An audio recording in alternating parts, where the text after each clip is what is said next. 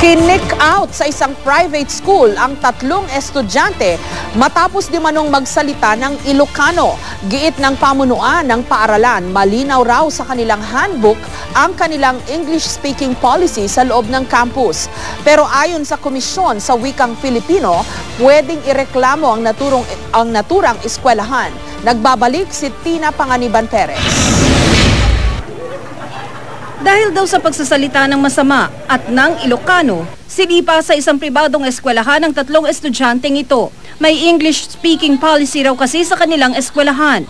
Ibig sabihin, tanging English lang ang pwedeng gamitin sa pakikipag-usap. Bawal maging wikang Filipino. Pero kwento ng isa sa mga estudyante, wala naman daw sa kanila ang nagsalita ng Ilocano. Sinigawan daw niya, sinabihan daw siya ng bad words galing sa mouth ng pastor. Agad daw silang pinatawag na may-ari ng eskwelahan. Kasi po pinagsisigawan niya kami. Dahil dito, na-trauma ang mga estudyante at hindi na pumasok kinabukasan. At nitong July 31, nakatanggap sila ng memorandum mula sa principal na nagsasabing expelled na sila. Hindi na nagpaunlak pa ng interview ang may-ari ng paaralan na si Pastor Brian Shah. Pero paliwanag ng abogado ng Saviors Christian Academy, malinaw raw sa kanilang handbook na English lang ang pwedeng gamitin sa loob ng campus nito. It was not an expulsion. It was just an advice by the school to the student to transfer to another school. It's not that cruel. Owing to the violations incurred contrary to existing rules and regulations of the school.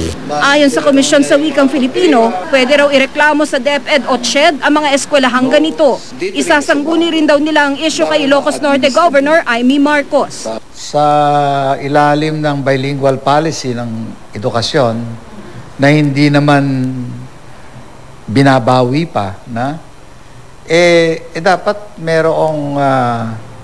merong timbang na pagtingin sa katutubong wika at saka sa Ingles. Kahit pa raw pribado, hindi raw pwedeng gawing patakaran ng isang paaralan ang pagsasalita ng Ingles lang. Pwede lang yan kung ikaw ay eskwelahan para sa mga foreign students.